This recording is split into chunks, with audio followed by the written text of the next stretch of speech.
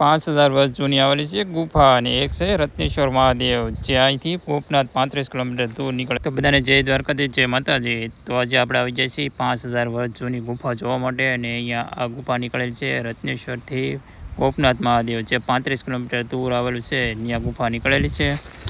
ને કહેવામાં એમાં આવે છે કે આ મહાભારત સાથે સંકળાયેલી છે. જ્યારે મહાભારતની અંદર પાંડવો વનવાસમાં આવ્યા હતા ત્યારે આ જગ્યાએ આવ્યા હતા એમ કહેવામાં આવે છે.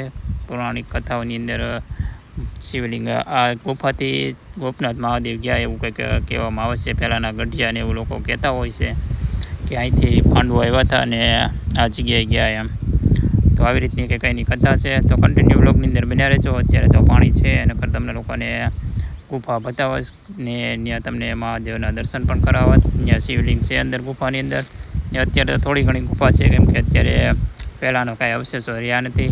પહેલાં તો શું હોય ને, પહેલાં તો બધી હતું એવું બધું, જેમાં લંકા ને એવું બધું અલગ અલગ વસ્તુ હતી, એમ અત્યારે થોડો ઘણો અવશેષો છે અત્યારે. તો આપણે ખાલી થઈ જશે તો ક્યારેક અવશ્ય મુલાકાત લઈશું આ ગુફાની, ને તમને ભોળાનાથના દર્શન કરાવીશ.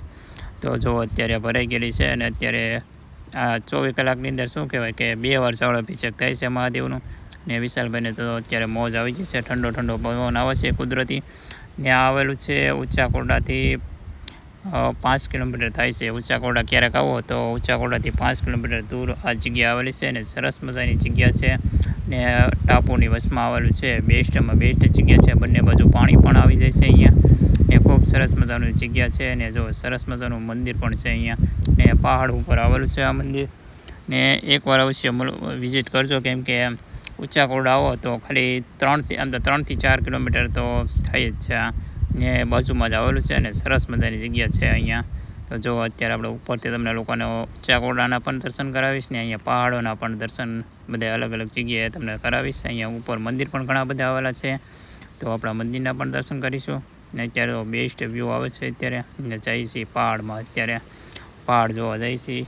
અહીંયા ફોટા અને રીલ માટે બેસ્ટમાં બેસ્ટ જગ્યા છે. ને અહીંયા આવવું હોય ને તો દિવસ આવો ઉગે એ પહેલાં, અથવા તો આવું થોડો ઘણો દીવ હોય ને ત્યાં દિયાત્મી એવું આવવાનું. તો સરસ મજાનું બેસ્ટ વ્યૂ આવે છે તમને. કલરિંગ એક નંબર વ્યૂ આવે છે. તો નીચે કેવું સરસ મજાનું છે. ત્યાં ખાલી થઈ ગયો હોય ને તો નીચે તો ઘણી બધી ગુફા આવેલી છે અહીંયા. ત્યાંના લોકેશનની વાત કરું તો મહો તાલુકાની અંદર દિયાલ ગામની અંદર આવેલું છે. ઊંચાકોડાથી ખાલી 3 કિલોમીટર થાય છે, ને ખૂબ સરસ મજાની જગ્યા છે. તો તમને લોકોને ઊંચાકોડાના પણ દર્શન કરાવું છું. તો ચાલો હવે જઈએ છીએ હવે ઊંચાકોડાના દર્શન કરવા. સામે કાંઠે જો બેટ દેખાય ને એ જ ઊંચાકોડા છે. જો આ સામે કાંઠે તમને લોકોને ઝૂમ કરીને બતાવું છું હમણાં. ને જો મસ્ત મજાની જગ્યા છે. જો ને ચામુંડમાના દર્શન કરી લેજો, અને કમેન્ટમાં જય ચામુંડમાં લખતા જજો બધા. તો જો અહીંથી કેટલું થાય, ખાલી થોડુંક જ દૂર થાય છે. દરિયા કિનારે આવવું ને તો અહીંથી દરિયા કિનારે અવાય, કેમ કે તો ચાલીને આવવું પડે છે. ગમી બાઇક કે એવું કાંઈ વસ્તુ આવે નહીં. તો તમારે ક્યારેક આવવું હોય ને તો બાઇક લઈને તો દિયાલ ગામની અંદર આવી જવાનું. દિયાલ ગામ અહીંથી 3 કિલોમીટર થાય છે, ને ખૂબ સરસ મજાની જગ્યા છે.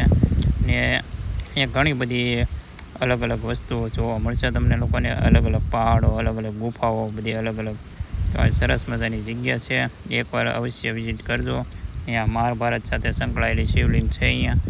ને હર હર મહાદેવ લખતા જજો કમેન્ટમાં. ને વિડીયોની અંદર પહેલી વાર આવ્યો તો લાઇક, શેર અને ફોલો કરતા જજો. આવા નવા મિની બ્લોગ પણ આવે છે, ને આપણી યુટ્યુબ ચેનલની અંદર પણ ફૂલ બ્લોગ આવે છે, ને આપણે ફેસબુકની અંદર પણ આવે છે. આપણી આ ચેનલની અંદર આપણું આ જ નામ છે. તો બધા એકવાર ફેસબુકમાં પણ વિઝિટ કરી લેજો. ને ઇન્સ્ટાગ્રામમાં પણ આપણે આઈડીનું નામ આ જ છે. તો ઇન્સ્ટાગ્રામમાં પણ એકવાર અવશ્ય વિઝિટ કરજો. તો ખૂબ સરસ મજાની જગ્યા છે. ઇન્સ્ટાગ્રામમાં તમને નવા લોકેશન મળતા રહેશે ઊંચાકોડાના બધા અલગ અલગ. તો ઇન્સ્ટાગ્રામની અંદર આપણી આ જ આઈડી છે. તો એકવાર અવશ્ય વિઝિટ કરી આવજો, ને ફોલોને લાઈક, શેર અને સબસ્ક્રાઈબ કરતા જજો. તો જો અત્યારે તમને બેસ્ટ અલગ અલગ બધા વ્યૂ બતાવ્યો ને. હવે જાય છે નીચે. તો આવી રીતનું કંઈક ભોળાનાથનું મંદિર છે. ત્યાં દિયાલ ગામની અંદર આવેલું છે. તો સામે કાંઠે આવેલું છે મેરડીમાનું મંદિર. તો આપણે ત્યાં પણ એકવાર વિઝિટ કરવાનું છે. તો બધા સબસ્ક્રાઈબ કરતા જજો. તો હવે જઈએ છીએ ભોળાનાથના દર્શન કરવા માટે. તો અહીંયા ઉપર પણ અત્યારે એક શિવલિંગ આવેલી છે. તો એના પણ તમને લોકોને દર્શન કરાવીશ. તો જો આ જો સામે કાંઠે છે ને એ મેરડીમાનું મંદિર છે. અહીંયા એક નંબર વ્યૂ આવે છે. જો અત્યારે પક્ષીઓ પણ ઘણા બધા હોય છે અહીંયા. તો સરસ મજાની જગ્યા છે. ને અત્યારે પવન ખૂબ જ છે અત્યારે, કેમ કે અત્યારે તોફાની દરિયો થઈ ગયો છે અત્યારે. ને પાણી પણ બહુ ચડે છે. અને અમારી ગાડીમાં તો અત્યારે પંચર થઈ ગયું છે. તો અમારે જવાનું છે આમને હાલીને. અત્યારે વિશાલભાઈ કહે કે હવે પંચર તોડી ગયો, શું કરવાનું? તો અહીંથી 3 કિલોમીટર જવાનું હાલીને. ને કમેન્ટમાં હર હર મહાદેવ લખતા આવજો. આ છે ભોળાનાથની શિવલિંગ અહીંયા બહાર. તો બધાએ મળ્યા પાર્ટ 2 ની અંદર. તો સબસ્ક્રાઈબ કરતા આવજો.